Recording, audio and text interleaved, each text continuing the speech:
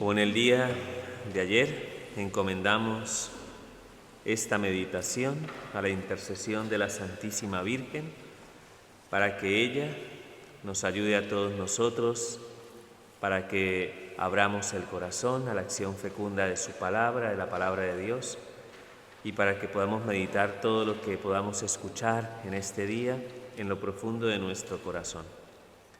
Dios te salve María, llena de gracia, el Señor es contigo. Bendita tú eres entre todas las mujeres, y bendito es el fruto de tu vientre Jesús.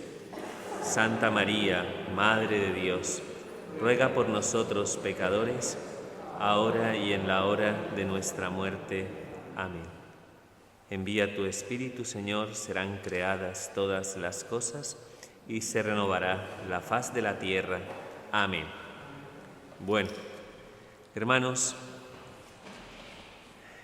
en el día de ayer hacíamos una reflexión,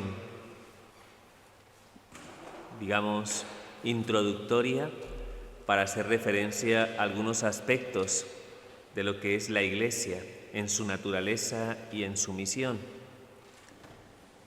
Lo primero que quisimos fue ubicar la Iglesia desde su origen.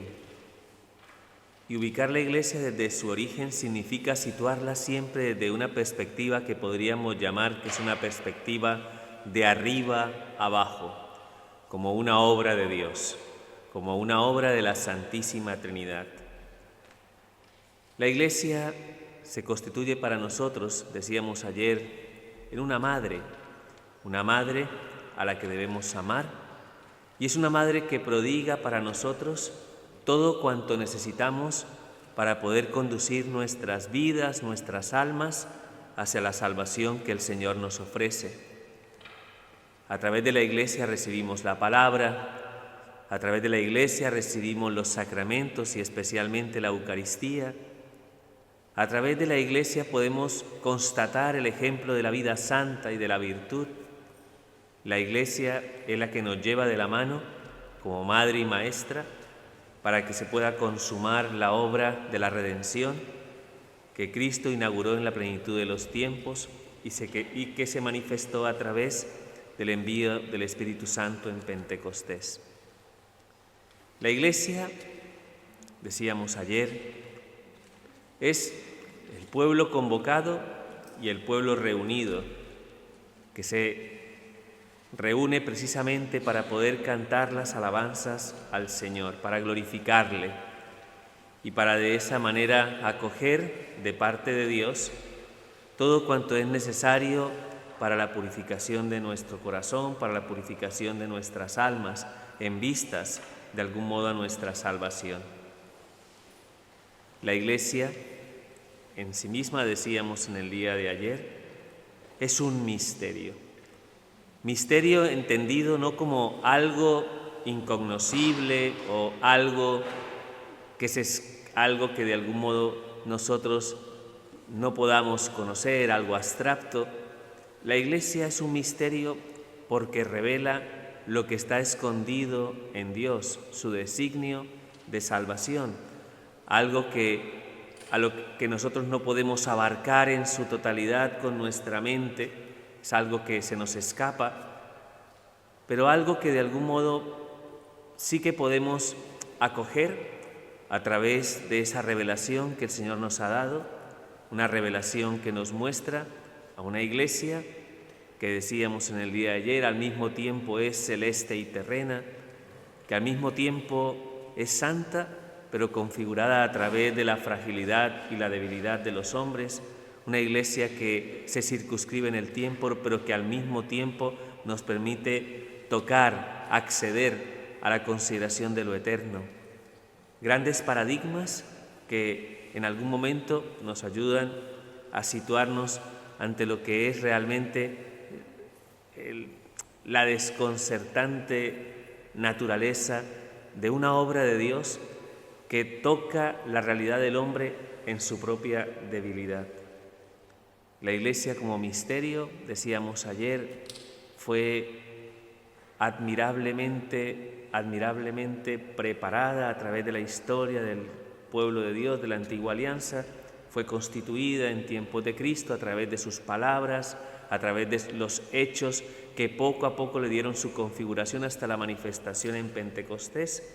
Estamos viviendo el tiempo de la Iglesia, son los últimos tiempos desde la venida del Espíritu Santo, y nosotros a través de esa Iglesia vamos conduciéndonos hasta la consumación plena, la última etapa de este gran misterio de salvación del cual todos y cada uno de nosotros participamos. Y culminábamos diciendo en el día de ayer que la Iglesia tiene una misión, la misión de extender, de dilatar cada vez más la presencia del reino de Dios en medio de este mundo. Hemos querido resaltar a través de esa meditación del día de ayer que de algún modo nuestra fe en la Iglesia, es decir, creo en la Iglesia, es fundamentalmente elevar nuestra mirada para decir creo en las obras de Dios. No decimos creo en la Iglesia en cuanto que nosotros manifestemos nuestra fe en una realidad humana, en una realidad, en un conjunto de personas que compartimos una misma experiencia de vida y de religiosidad. Cuando digo creo en la Iglesia, conforme a cómo está constituido nuestro credo, nuestro símbolo de la fe, cuando decimos creo en la Iglesia, lo que decimos fundamentalmente es creo en la primera obra de la que nos habla el credo cuando digo creo en el Espíritu Santo. Creo en la Iglesia significa considerar su origen divino, su inserción en la historia, en nuestra propia historia, a pesar de nuestra debilidad, precisamente con el fin de mostrar que una obra tan extraordinaria no depende de nosotros, no depende de los hombres, sino que depende enteramente de Dios. La Iglesia es un don, la Iglesia manifiesta la gracia, la Iglesia es sacramento de salvación para todos y cada uno de nosotros. La conclusión a la que llegamos en el día de ayer es esa: hay que amar a la Iglesia, porque la Iglesia es nuestra madre. ¿De acuerdo? Muy bien. Esto ha sido como un rápido resumen de la meditación que hacíamos en el día de ayer. Hoy nos corresponde dar unos pasos en la profundización de la comprensión de lo que es la naturaleza de la Iglesia. ¿De acuerdo? Ayer decíamos precisamente que la Iglesia es un misterio, hemos repetido ahora en este resumen, que aúna siempre lo humano y lo divino. La Iglesia siempre es algo difícil de conocer y de desentrañar. Su realidad trasciende a lo que nosotros contemplamos a través de nuestros ojos, lo que es una institución visible en sí, y desborda completamente las capacidades humanas para ahondar en la comprensión de su naturaleza. Es un misterio grande, pero al mismo tiempo profundo. Visto desde la mera perspectiva humana, ¿qué podríamos decir que es la Iglesia? Si solamente contáramos con una herramienta, nuestra lógica, nuestro conocimiento, veríamos lo que es la Iglesia solamente desde lo visible y diríamos que es la reunión de un grupo de personas que cumplen preceptos, que piensan de manera parecida, y si lo viéramos así, ni siquiera nos acercaríamos a la puerta de lo que es el misterio de la Iglesia. No podemos comprender a la Iglesia solo desde los aspectos humanos, porque seríamos simplemente una reunión de personas, un grupo social. ¿Es la Iglesia un grupo social? No. Eso sería quedarnos solo en lo contingente, quedarnos solo en lo tangible. Y eso es muy pobre para todos nosotros que estamos llamados a profundizar en la revelación del misterio de Dios, a abrirnos a la acción fecunda de la gracia. Lo característico de la Iglesia es ser a la vez, humana y divina, visible y dotada de elementos invisibles, presente en el mundo y a la vez peregrina hacia la patria celeste. De suerte para ella, de suerte para la Iglesia y para todos nosotros, lo humano está siempre ordenado y subordinado a lo divino. Lo visible está subordinado a lo invisible. Lo presente está ordenado a la ciudad futura que esperamos. Eso quiere decir que toda la jerarquía y toda la institución eclesial y lo que es el cuerpo místico de Cristo, la asamblea visible y la comunidad espiritual, la iglesia terrena y la iglesia enriquecida con bienes celestes, no deben ser consideradas como dos cosas distintas, ni superpuestas. Se trata de una realidad compleja que integra los elementos humanos y divinos que se compenetran y que se dan auténticamente a la vez. ¿Qué ejemplo podemos seguir para poder comprender esta naturaleza humana y divina de la Iglesia? Al Verbo de Dios. ¿Qué decimos en el credo? En el credo, cuando hablamos del Hijo de Dios, decimos que el Hijo de Dios es verdadero Dios y verdadero hombre. En Cristo se aúna la naturaleza humana y la naturaleza divina. Es uno de los grandes misterios de la fe. Él es el Hijo de Dios y por tanto goza de la naturaleza de Dios, y sin embargo quiso abajarse a nuestra condición humana al encarnarse en el seno de la Santísima Virgen María y asume nuestra naturaleza humana, de tal forma que Cristo es una persona con dos naturalezas, la humana y la divina. La una en su propio ser, no la superpone, sino que la hace propia y como verdadero hombre revela al hombre cuál es el camino hacia la salvación. ¿Cómo es la Iglesia, que es el cuerpo de Cristo? La Iglesia también es humana y divina. Se lo debemos a su cabeza, se lo debemos a Cristo. La presencia fundante de Dios en la Iglesia es la razón de su propio misterio, ya que conjuga toda la actividad del misterio de la Santísima Trinidad en su fundación, en su desarrollo, en su finalidad, con la necesaria cooperación de estos elementos que podríamos decir que son elementos humanos y visibles. Qué gran misterio es el de la Iglesia, como grande es el misterio de Cristo, que conjuga lo humano y lo divino. Lo humano y lo divino. ¿Qué imágenes nos presenta la revelación del misterio de Dios acerca de lo que es la Iglesia? Por tratarse precisamente de un misterio, el hombre es incapaz de agotar su comprensión, pero puede acercarse a algo para llegar a conocer lo que es. La proyección trascendente de lo que es la Iglesia y la profundidad de su naturaleza nos ha sido revelada a través de imágenes complementarias. Ya sabéis que Jesús utiliza las parábolas para hacer referencia a lo que es la Iglesia. El lenguaje de las parábolas es el lenguaje de la gente sencilla. A través de imágenes muy concretas somos capaces de profundizar en las realidades divinas. Es la gracia que tiene el lenguaje de las parábolas. Y para ello necesitamos un corazón sencillo, no un corazón abstracto, racional, un corazón sencillo. ¿Qué imágenes nos presenta la palabra de Dios? Capítulo 10 del Evangelio de San Juan. La Iglesia es el redil y la puerta del redil es Cristo. ¿Cómo entramos a formar parte de ese redil? El redil, ya sabéis que es el lugar donde se congregan las ovejas del rebaño del pastor eterno de las almas. Pues la puerta para entrar al redil es Cristo, que es el camino, la verdad y la vida para nosotros.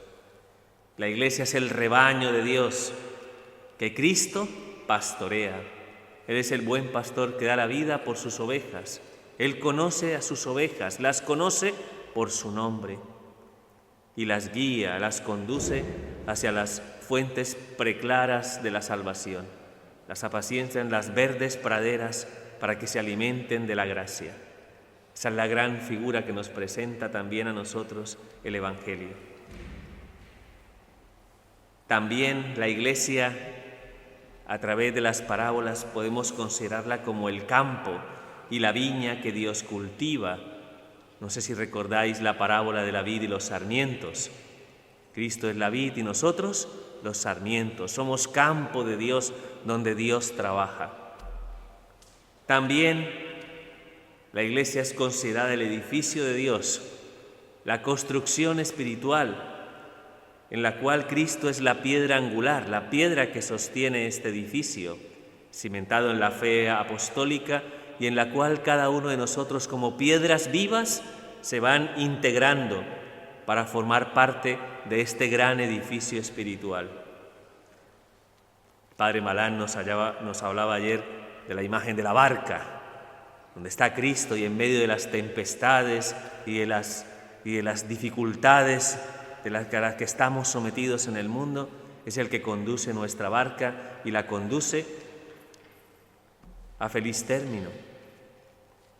Hace poco con algunos compartíamos una experiencia de peregrinación en Lourdes, la Basílica de San Pío X en Lourdes, donde se reúnen para celebrar la misa internacional, donde se congregan todos los peregrinos, tiene una forma de barca que nos recuerda que estamos viviendo una experiencia eclesial, que somos iglesia de múltiples lugares del mundo, pero congregados alrededor del sacrificio eucarístico de Cristo.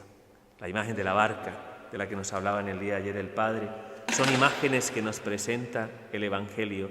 Si os habéis dado cuenta en las plegarias que hacíamos ahora en las laudes, por tratarse hoy de la celebración de la dedicación de la Basílica de San Giovanni Laterano, de San Juan de Letrán, pues en cada una de las plegarias de los laudes están cada una de estas imágenes que acabamos de mencionar.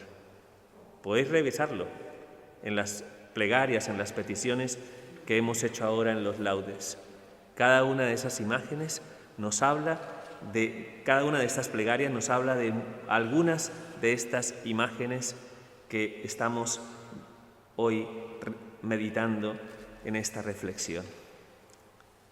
¿Cuáles son las imágenes más importantes referidas a lo que es la Iglesia, para comprender su naturaleza, para comprender su misión?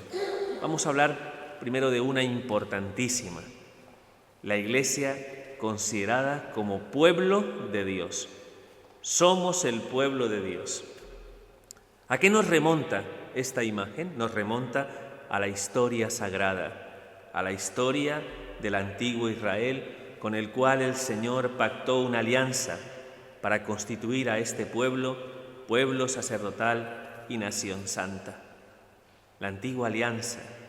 Ya sabéis que el Señor, para cumplir sus promesas de salvación, escogió a un pueblo, sirviéndose de la fe de los patriarcas de Abraham, de Isaac, de Jacob, para luego a través de las 12 tribus de Israel, los hijos de Jacob, constituir el pueblo de su propiedad, el pueblo de Dios. Este pueblo fue liberado de la esclavitud de Egipto, conducido a través del desierto hasta el monte Sinaí para sellar esa antigua alianza que se selló en las tablas de piedra, para que el pueblo se comprometiera a través del cumplimiento de los mandatos a ser el pueblo de la propiedad del Señor. El Dios que se comprometía a ser el Dios de su pueblo. Él iría delante del pueblo para ofrecerle al pueblo toda bendición y toda gracia. Cuando se manifiesta Jesús en la plenitud de los tiempos, es la Iglesia la que es constituida como nuevo pueblo de Dios. Escuchemos este texto de la primera carta del apóstol San Pedro, capítulo 2. Sois linaje elegido, sacerdocio real, nación santa, pueblo adquirido para anunciar las alabanzas de aquel que os ha llamado de las tinieblas a su admirable luz. Vosotros que en un tiempo no erais pueblo y que ahora sois pueblo de Dios. Efectivamente, hermanos, la Iglesia es un pueblo sacerdotal que ofrece sacrificios de alabanza a Dios y que anuncia sus maravillas a todos los pueblos de la tierra. Si somos pertenecientes a un pueblo, significa que tenemos una ciudadanía. Para ser parte de un pueblo, necesitas ser ciudadano. ¿Cómo hacíamos o cómo se hacía para ser parte del pueblo de Israel en la antigua alianza? Se hacía a través de la pertenencia a una de las 12 tribus de Israel y se manifestaba a través de un signo, que era el signo de la circuncisión. Los circuncisos eran los pertenecientes al pueblo de la alianza. Los incircuncisos, los gentiles, los no judíos, estaban apartados de esa gracia y de esa pertenencia. Pero ahora la ciudadanía y la pertenencia al pueblo de Dios se obtiene a través de otro signo, no es la circuncisión. Ahora será a través del nacimiento en el Espíritu Santo, a través del bautismo. Y a través del bautismo recibimos esa ciudadanía que nos aporta una dignidad y una libertad que es propia de los hijos de Dios y que ya no está contenida en un pueblo específico, sino que se dirige a todos los pueblos de la tierra, a todos los hijos de Dios dispersos por el mundo. A través de la adhesión de nuestro corazón en la fe, por el bautismo, por nuestra incorporación al misterio de la pasión, muerte y resurrección de nuestro Señor Jesucristo, somos constituidos como pertenecientes, como partícipes del nuevo pueblo de Dios, de la Iglesia. ¿Y cuál es la ley? Si el pueblo de Israel estaba fundado en el cumplimiento de los 10 mandamientos, en la constitución de la nueva y eterna alianza, esos mandamientos son condensados en el mandamiento nuevo, en el mandamiento del amor, cuyo fin es dilatar más y más y más la presencia del reino de Dios en medio de nuestro mundo. Por tanto, la Iglesia es instrumento de Cristo para la salvación de los pueblos de la tierra. La Iglesia peregrina en este mundo hasta la consumación del reino de Dios al final de los tiempos, congregando a sus hijos para hacer de cada uno de estos hijos un rebaño que tenga un único pastor, el pastor eterno de las almas. Esta imagen de la Iglesia como pueblo de Dios resalta algunos elementos visibles en la realidad de la Iglesia: nuestra común dignidad esencial como fieles cristianos y el deber que nos corresponde a todos de dar culto a Dios y de contribuir a la expansión misionera de la Iglesia en el mundo. Ya sabéis que la conciencia de pueblo de Dios, lo que se denomina en hebreo kahal, llevaba a que el pueblo se reuniera y al ser convocado elevara a Dios su acción de gracias, su alabanza, ¿no? Sobre todo y especialmente a través de las manifestaciones religiosas del pueblo de Israel.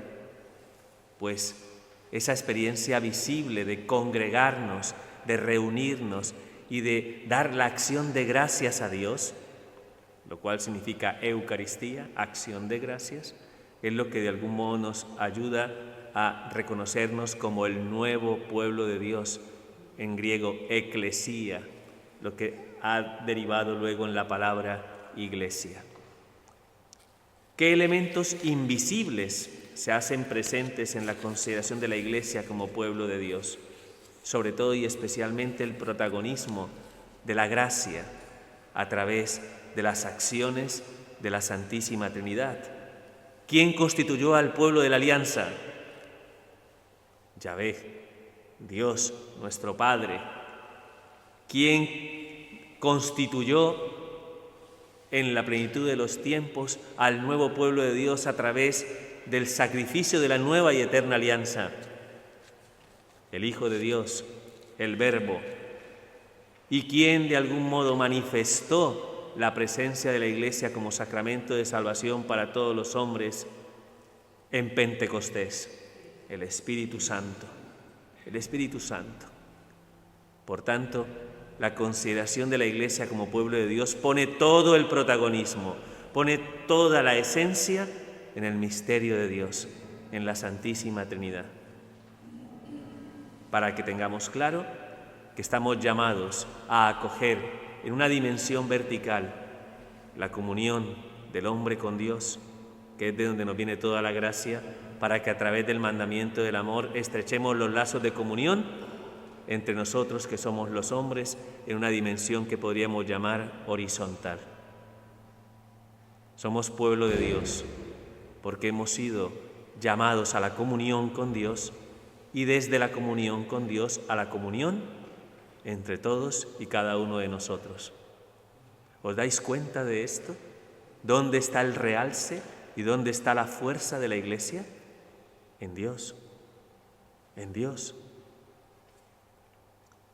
Siguiendo nuestras imágenes, dejando a un lado la Iglesia como pueblo de Dios, vamos a otra imagen, la imagen de la Iglesia como cuerpo místico de Cristo. La Iglesia como cuerpo místico de Cristo. Leemos en la carta a los Romanos, capítulo 12.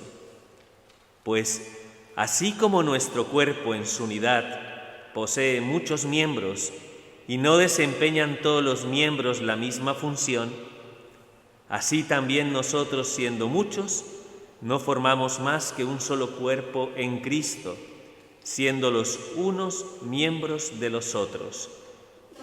Y dice San Pablo en la carta a los Colosenses, capítulo 1, versículo 18, Cristo es también la cabeza del cuerpo de la Iglesia. Cuando hablamos del cuerpo de Cristo, en algún momento puede surgir la inquietud, ¿pero acaso no decimos cuerpo de Cristo también cuando recibimos la comunión? Cuando el sacerdote nos dice cuerpo de Cristo y recibimos la Eucaristía. ¿Debería aplicarse ese concepto también a la Iglesia? En el siglo XVI se va a clarificar que estas dos acepciones son enteramente complementarias. La comunión del cuerpo eucarístico de Cristo significa y produce la íntima comunión entre todos los fieles en el cuerpo de Cristo, que es la Iglesia. Por eso, a pesar de que en algún momento, al tener que responder ante la dimensión antisocietaria del protestantismo, la Iglesia tuvo que insistir en algún momento en la consideración de su naturaleza como sociedad perfecta. Pero Pío XII zanjó esa dificultad de conjugar el aspecto eucarístico del aspecto eclesial a través de una encíclica maravillosa que se denomina Mystici Corporis, sobre el cuerpo místico de Cristo, para señalar que también decir que la Iglesia es cuerpo de Cristo es una excelente descripción de lo que somos nosotros como miembros del cuerpo cuya cabeza es Cristo. Por eso la Iglesia se reconoce aquí como un organismo espiritual no reducible a meras estructuras visibles. Quiere decir que la Iglesia está alentada por un alma. Nosotros somos cuerpo y alma. Tenemos este cuerpo, pero también tenemos un alma que nos ha sido concedida por Dios. De la misma manera la Iglesia es visible, pero tiene un alma. ¿Quién es el alma de la Iglesia? El Espíritu Santo. El Espíritu Santo es el alma de la Iglesia.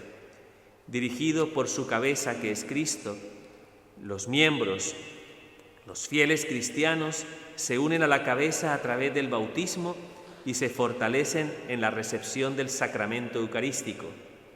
Cada miembro realiza una función propia y ese cuerpo debe crecer armónicamente y todo él se duele cuando sufre alguno de sus miembros.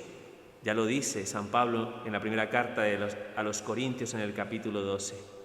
Cuando un miembro sufre, todos los demás miembros sufren. Cuando un miembro se alegra, todos los demás miembros se alegran. Cristo y la Iglesia, cabeza y cuerpo, van a partir de la reflexión de San Agustín de Hipona a denominarse para todos nosotros Cristo total.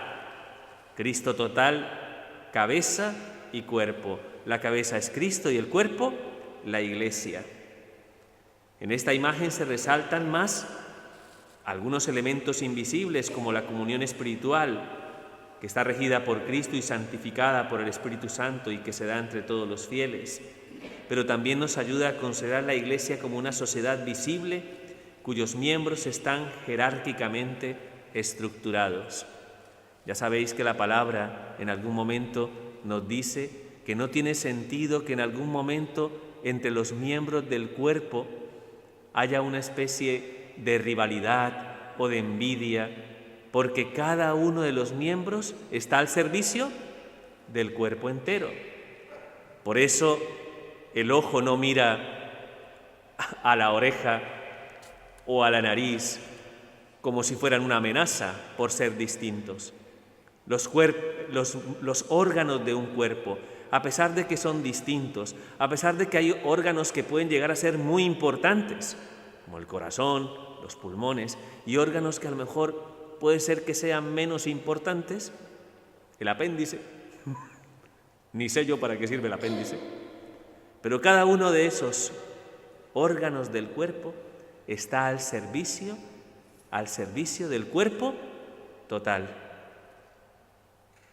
Por tanto, a pesar de esas diferencias, todo el cuerpo, de algún modo, todo el cuerpo le da sentido a las diferencias presentes en cada uno de esos órganos.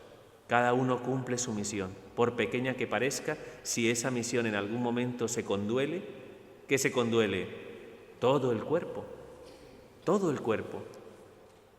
¿Entendéis lo importante de esta reflexión?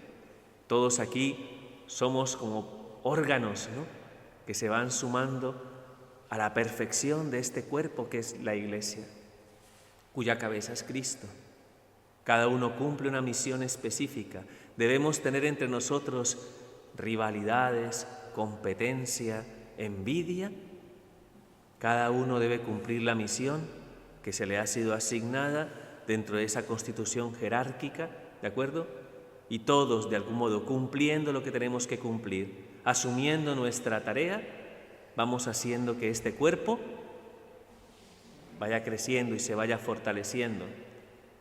Pero si de alguna manera entramos en una dinámica de rivalidad y de competencia, es como si valoráramos los órganos en lugar de considerar el cuerpo total. ¿Me entendéis? Hay que entenderlo muy bien. Hay que pedir esa gracia. Somos el cuerpo de Cristo, la Iglesia. ¿Qué otra imagen nos ofrece una comprensión de lo que es la Iglesia? La Iglesia es el templo del Espíritu Santo. Dice San Pablo en la primera carta a los Corintios: ¿no sabéis que sois santuario de Dios y que el Espíritu de Dios habita en vosotros? El santuario de Dios es sagrado y vosotros sois ese santuario. Esta imagen de la Iglesia resalta la presencia de la tercera persona del misterio de la Santísima Trinidad como principio vital, aglutinador y santificante del pueblo de Dios y del cuerpo místico de Cristo. Dice San Ireneo de León: allí donde está la Iglesia está el Espíritu de Dios, y donde está el Espíritu de Dios está la Iglesia y toda gracia. Evidentemente, la palabra templo señala el edificio donde Dios habita y donde el hombre le encuentra y le rinde culto. Esta imagen de la Iglesia como templo del Espíritu Santo indica el hogar familiar de la Santísima Trinidad. Alberga la fe segura del cristiano y la perenne esperanza de todo hombre, que tiene la tarea fundamental de dar culto y servicio a Dios dentro de la Iglesia.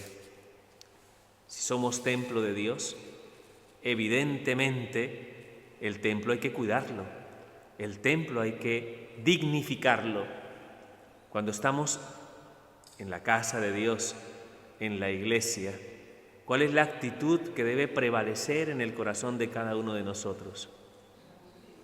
El respeto y la consideración de la presencia del Señor, que es el que le da sentido a todo cuanto de algún modo se realiza en este espacio sagrado. Un espacio sagrado, especialmente el altar, donde se manifiesta la gracia y donde el Espíritu Santo quiere abarcarlo todo con su presencia, santificarlo todo con su gracia. Nosotros como Iglesia, congregados en el templo, en la casa de Dios, somos lugar de acogida para que el Espíritu Santo extienda sus alas y pueda realizar la tarea que le es propia, la santificación del pueblo de Dios. Este lugar es un lugar sagrado, un lugar sagrado. Y como lugar sagrado tenemos que cuidarlo y protegerlo.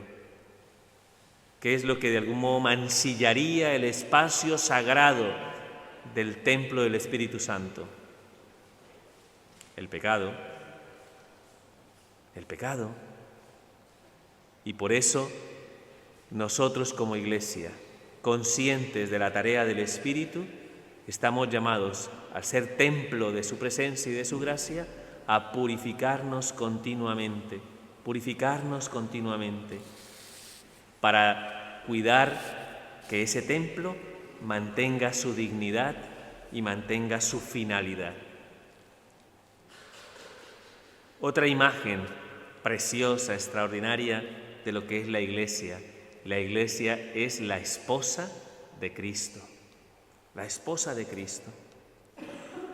Dice San Pablo en el capítulo 5 de la carta a los Efesios: maridos, amad a vuestras mujeres como Cristo amó a la Iglesia y se entregó a sí misma por ella, para santificarla, purificándola mediante el baño del agua en virtud de la palabra, y presentársela resplandeciente a sí mismo, sin que tenga mancha ni arruga ni cosa parecida, sino que sea santa e inmaculada. El concepto de la Iglesia como la esposa de Cristo acentúa un concepto, el concepto de la alianza, que posee ciertamente una dimensión esponsal y que al mismo tiempo ofrece a los matrimonios cristianos la forma de entender la dimensión de su propia gracia sacramental. Así como la esposa se somete a la cabeza, la Iglesia a Cristo, así también, de algún modo, las esposas han de someterse a sus maridos. Alguien dirá, ostras, pero este sometimiento no tiene que ver con la tiranía del sometimiento y del doblegar la dignidad de una persona, para que no caigamos, ¿no?, en una mala interpretación de este someterse. Además, porque San Pablo dice, someteos mutuamente en el amor de Cristo a los esposos. El sometimiento del que habla deriva fundamentalmente de la acción salvífica de Cristo. Maridos, amad a vuestras esposas como Cristo amó a su Iglesia y se entregó por ella. ¿Cómo se entregó Cristo? Entregó su vida hasta la última gota de su sangre. ¿Qué se reservó Cristo en su entrega a la Iglesia? No se reservó nada. Y ese amor, habiendo amado a los suyos que estaban en el mundo, los amó hasta el extremo. Ese amor extremo produce como respuesta el sometimiento de la Iglesia. La Iglesia se somete por amor. Y eso lo sabemos nosotros. Porque cuando de algún modo somos amados, ¿qué nos nace? cuando somos verdaderamente amados? Nos nace entregarnos. Nos nace entregarnos. De la misma manera, dice hoy, que la Iglesia responde ante la magnificencia del amor de Cristo, con esa donación, con esa entrega, así es como las esposas deben corresponder a unos maridos que tienen que amar a sus esposas como Cristo amó a su Iglesia. Esa es la gracia que está presente en el sacramento del matrimonio.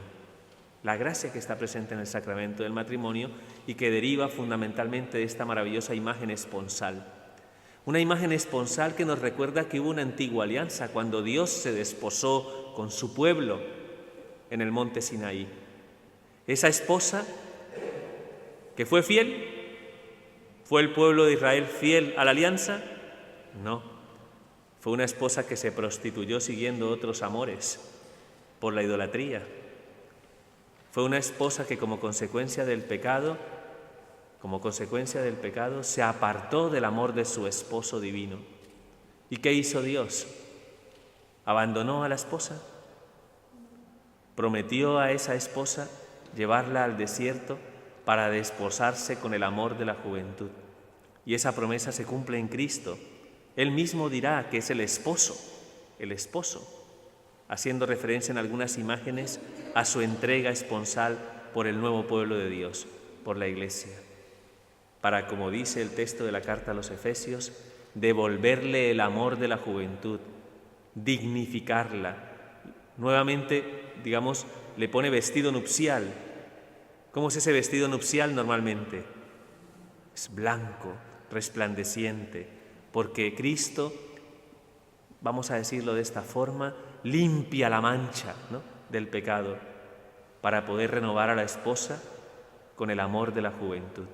Maravilloso misterio esponsal, maravillosa imagen para hacer referencia a la unión de Cristo con la Iglesia esposa. Efectivamente, la Iglesia, renovando el primer amor, en cumplimiento a las promesas que hacen referencia a una alianza nueva y eterna entre Dios y su pueblo, realiza la esponsalidad a través de su rendirse al amor de Cristo. Todo esto pone de manifiesto la dimensión espiritual del don esponsal de Cristo hacia la Iglesia y la comunicación del amor divino a través del Espíritu Santo, que especialmente se actualiza en la celebración eucarística y especialmente se denota en la celebración de la Pascua. ¿Pascua qué es? Pascua es esponsalidad. Pascua es la celebración de las nupcias entre el Cordero y su Iglesia. Entre el Cordero y su Iglesia. La Iglesia debería vestirse con traje de novia para celebrar la Pascua, porque es cuando se renueva su vocación de esposa del Divino Esposo, que es nuestro Señor Jesucristo. Preciosa imagen de la Iglesia. Hermanos, simplemente nos queda hacer una pequeña reflexión sobre lo que es la Iglesia entendida a través de un concepto importante, que es el concepto de la comunión. El concepto de comunión abarca la dimensión de la comunión de todos los cristianos con Cristo y de los cristianos entre sí. Comunión significa comunidad, común, unidad, común, unión, una identificación espiritual y una mutua interioridad. E implica para nosotros la coincidencia de la diversidad y la complementariedad en la Iglesia. ¿Qué quiere decir? Que la Iglesia está conformada por seres distintos, pero que estamos llamados a una concordancia anímica e intencional que posee dos propósitos fundamentales: la comunión con Dios, la comunión entre Dios y los hombres, y la comunión de los hombres entre sí. Ese es el propósito fundamental del por qué la Iglesia nos llama a la comunión. Y ya sabemos aquí que todos aquí somos muy distintos, cada cual con unas diferencias bastante acusadas.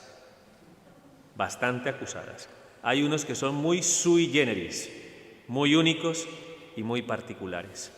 Y a pesar de nuestras diferencias, estamos llamados todos a contribuir en la comunión. ¿Cómo puede ser eso posible? ¿Cómo poder llegar a una experiencia de comunión si somos tan distintos, con temperamentos distintos, con idiosincrasias distintas, con modos de pensar distintos? La única forma de entender esa comunión es como estamos en este momento. ¿Cuál es el principio unificador? Que estamos mirando siempre en la misma dirección. ¿Hacia dónde? Hacia Cristo. Hacia Cristo. Y desde Cristo entendemos que estamos llamados a que esa comunión nos congregue como pueblo de Dios, como cuerpo místico de Cristo, como templo del Espíritu, como esposa de Cristo, que nos congregue en la comunión que se establece entre Dios y el hombre y entre nosotros. Cuando de algún modo aceptamos a Cristo, cuando comulgamos y recibimos el cuerpo de Cristo, ¿sabéis que nos estamos aceptando y recibiendo los unos a los otros en este misterio de comunión? Cuando tú recibes a Cristo total, cabeza y cuerpo. Cuando tú comulgas y recibes a Cristo y tú dices, amén, cuerpo de Cristo, ¿qué dices? Amén. ¿A quién recibes entonces? Hombre, yo recibo al Señor, recibo a mi Dios. Sí, pero también recibes a tu prójimo, a tu hermano, a tu hermana, al que está a tu lado. Comunión significa también eso. Pues yo no sabía eso. Yo no sabía eso y yo la próxima vez no voy a decir amén. Pero es lo que estás recibiendo, al Cristo total. La Eucaristía por eso hace iglesia, porque nos lleva a comprender una tarea ineludible a nuestra vocación cristiana, que es trabajar por la comunión.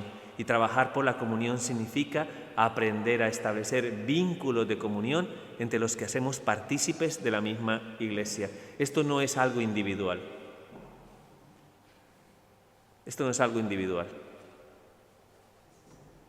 La salvación se acoge y se recibe a través del misterio de la Iglesia. ¿De acuerdo? Comunión, podemos decir que hay comunión en varios aspectos. Primero que todo hay comunión de los santos, la intercomunicación de los bienes salvíficos divinos entre los fieles de la tierra y los fieles del cielo y los del purgatorio. Lo hemos celebrado hace poco, con las dos grandes celebraciones que nos hablan de la comunión de los santos. El 1 de noviembre celebramos a todos los santos, el 2 de noviembre a los fieles difuntos, a las almas del purgatorio. Entre la iglesia purgante, la iglesia celeste y la iglesia terrena, ¿qué hay? Hay comunión de vida y de gracia. Tenemos que aprender a hacer comunión, por eso pedimos la intercesión de los santos y por eso oramos por nuestros difuntos. ¿De acuerdo? Para que haya una experiencia de comunión. Hay comunión orgánica, hay comunión entre las distintas vocaciones, condiciones de vida, ministerios, carismas, responsabilidades eclesiales. Tiene que haber comunión, no podemos cada uno tirar hacia sí mismo, hacia los propios intereses. Todo tiene que de alguna manera estar orientado a la comunión de la Iglesia, una comunión que se hace orgánica, donde todos, como lo decíamos al hablar del cuerpo de Cristo, vamos aportando nuestro granito de arena para vivir esa experiencia de vida en Dios, en la unidad del Espíritu. ¿Me entendéis eso? Todos los carismas, todos los ministerios, todo tiene que integrarse orgánicamente en la unidad y en la comunión. No podemos ir cada uno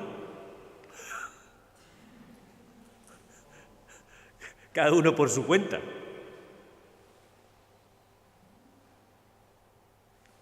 Y comunión misionera. Todos participamos en una corresponsabilidad para llevar a cabo la misión que Cristo le encomienda a la Iglesia. ¿Por qué estamos aquí?